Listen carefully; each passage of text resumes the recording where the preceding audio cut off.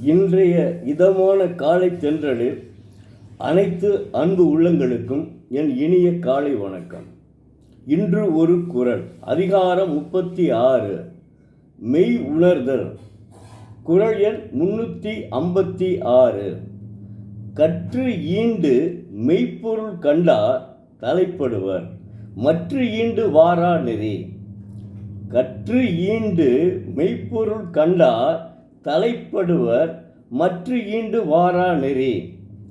தெய்வப்புலவர் திருவள்ளுவர் அம்மக்கட்பிறப்பின் கண்ணே உபதேச மொழிகளை அனுபவமுடைய தேசிகர்பால் கேட்டு அதனால் மெய்ப்பொருளை உணர்ந்தவர் மீண்டு இப்பிறப்பின்கண் வாராத நெறியை எய்துவர் என்கிறார். என்ன சொல்லியிருக்கார் பாருங்க. அதாவது இப்போ மக்கட்பேர் பிறந்தவுடனேயே நல்ல ஒரு சான்றோரிடம் அவர் உபதேச மொழிகளை பேசி அதனால் மெய்ப்பொருளை உணர்ந்தவர் மீண்டும் இப்பிறப்பின்கண் வாராத நெறியை எய்துவர் என்கிறார். அந்த மீண்டும் இந்த உலகில் பிறப்பது துன்பம் விளைவிக்கும் என்கிறார். அதாவது அறிவு விளக்கம் பெறுவது கல்வியால் தான். கல்விதான் அறிவு விளக்கம் பெற வைக்கிறது. அந்த அறிவு விளக்கம்தான் மெய் உணர்வை வரவழைக்கிறது நமக்கு. அப்போ அந்த மெய் உணர்வு வந்துவிட்டாலே ஒருவன் கல்வி கற்றும் எண்ணி பார்க்க தெரிந்தும் உண்மையை கண்டு தெளியவில்லை என்றால் அவனுக்கு அறிவு என்று ஒன்று அமைந்திருந்தும் பயன் இல்லை என்கிறார். அதாவது கற்க வேண்டியவைகளை கசடர கற்று இவ்வுலகத்தில் மெய்ப்பொருள் எது என்பதை உணர்ந்தவர்கள் மீண்டும் இந்த உலகத்தில் பிறந்து துன்பம் பட நினைக்க மாட்டார்கள். துன்பமான உலக வாழ்க்கையில் மீண்டும் சேராத நெறியையே விரும்புவார். கல்வி நாம் கற்கிறோமோ அது அறிவை பெறுவதற்காக தான் கல்வி கற்கிறோம். அப்படி கல்வி கற்றதனால்தான் மெய்ப்பொருளை உணர முடியும். அப்படி மெய்ப்பொருளை உணர்ந்தவர்கள் மீண்டும் துன்பப் பிறவிக்கு செல்ல மாட்டார்கள். இதுதாங்க எவ்வளவு அற்புதமாக சொல்லியிருக்கார் பாருங்க. அப்படி கல்வி கற்றும் அறிவு பெறாதவர்களை நாம் என்ன சொல்வது? அதுதான் தெய்வப்புலவர் திருவள்ளுவர் சொல்கிறார். ஏன்னா அவர் அதாவது இந்த இதுக்கு போகிறாங்கல்ல, துறவரம்பூர் போகிறாங்கள, அப்போவே அது சொல்லிட்டாரு. அது அடுத்த அதிகாரம் மெய்ப்பொருள் காண்பது அறிவது, மெய் உணர்தல்னு ஒரு குறளை சொல்கிறார். அப்படின்னு மெய் உணர்தல் என்ற ஒரு குறளை அவர் உணர்த்துகிறார். மாணவ செல்வங்களே, தயவு செய்து தினந்தோறும் நீங்கள் யாரை பற்றியும் கவலைப்படாதீர்கள். நீங்கள் என்ன செய்யுங்கன்னா, இந்த புத்தகத்தை மட்டும், அதாவது நீங்கள் எல்லா புத்தகங்களையும் படிப்பதை விட நம்ம மதுரை பல்கலைக்கழகத்தினுடைய முன்னாள் துணைவேந்தர் இருக்கார்ல, வரதராசனார், அவருடைய புத்தகத்தை வாங்குங்கள். அது உங்களுக்கு எளிதாக புரியும் என்பதால்.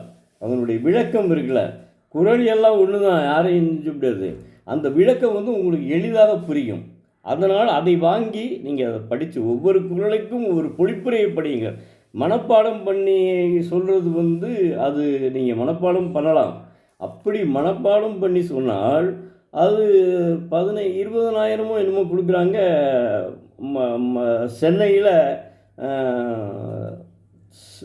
சென்னையில் தமிழ் ஆராய்ச்சி நிலையத்தில்.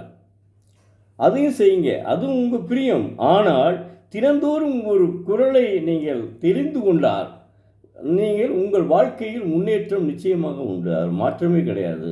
ஏன்னா இளமையில் கல்லுன்னு தான் ஔவையார் சொல்லியிருக்காரு. இளமையில் கல், அதைத்தான் சொல்லுவேன், அதைத்தான் வலியுறுத்துகிறேன் நானுமே. தினந்தோறும் ஒரு குறளை படியுங்கள், நிச்சயமாக வாழ்க்கையில் முன்னேறுவீர்கள். அது மாதிரி அடுத்தவன் உங்களுக்கு ஏதாவது தவறு செய்தால் கூட பள்ளி வாழ்க்கையிலே சரி, ஒரு தவறு நம்ம நினைத்து விட்டால் அந்த இன்னா செய்தாரை ஒருத்தல் அவர் நாண நன்னயம் செய்து விடார்.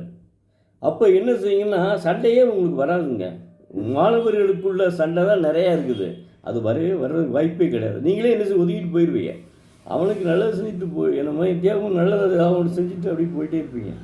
அதை தான் அவர் சொல்கிறாரு. இப்போ எனக்குமே என்ன நினைக்கிறீங்க, எனக்குமே நான் இந்த திருக்குறளை சொல்கிறதுலே சில பேர் என்ன சொல்கிறான், எதுக்கு நீங்கள் சொல்கிறீங்க இந்த திருக்குறள் எது தேவை அப்படின்னு கேட்குறான். அவன் என்னென்னா அவன் எதுக்காக கேட்குறான்னு எனக்கும் தெரியல. திருக்குறளை எதுக்கு சொல்கிறீங்க அப்படின்னு கேட்குறான். பாருங்கள், ஒரு மாணவர்களுக்கு அறிவு உரையை நான் சொல்கிறத ஆனால் எல்லோரும் மற்றவங்களாம் இல்லை, எல்லோரும் என்ன செய்கிறாங்கன்னா, என்னுடைய பேரனுக்கு நான் சொல்லிவிடுகிறேன். என்னுடைய நண்பர் ஒருத்தர் இருக்கிறாங்க, அவர் என்னுடைய பேரனுக்கு அப்படியே கொடுத்துருவேன். இன்னும் ஒரு நண்பர்கள் இருக்காங்க, அவங்களும் இப்படி தான் சொல்கிறாங்க, என்னுடைய மகனுக்கு கொடுத்துருவேன். அவர் கொஞ்சம் வயசு, நீங்கள் சொல்லக்கூடியது அப்படியே என்னென்னு கேட்கணும் கொடுத்துருவேன் அப்படின்னு சொல்கிறாங்க. ஒரு சிலர் அது அழுக்காறு அவா வெகுளி இன்னாச்சொல் நான்கும் இழுக்கா என்றது அறம். அவன் வாழ்க்கையில இருந்து ஆரம்பத்திலேருந்தே அப்படி வந்திருப்பாங்க. அவனை திருத்த முடியாதுங்க. அது வாழ்க்கையிலே அனுபவத்தில் ஆரம்பத்திலிருந்தே அப்படியே வந்திருப்பான். தவறான பழக்க வழக்கங்கள் இதெல்லாம் வந்துடக்கூடிய அவனை எது செய்ய முடியும்? சிந்திச்சு பாருங்கள்.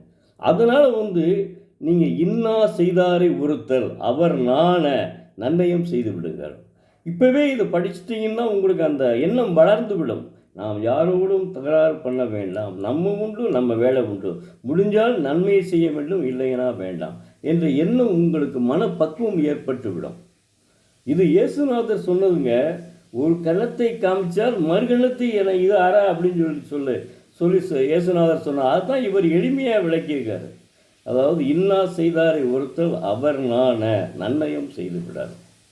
அதனால் தயவு செய்து தினமும் ஒரு திருக்குறள் படியுங்கள், நிச்சயம் வாழ்க்கையில் முன்னேறுவீர்கள். நன்றி, வணக்கம். நாளை மீண்டும் ஒரு குறளுடன் உங்களை சந்திக்கும் எழுத்தாளர் பரமசிவம், மதுரை.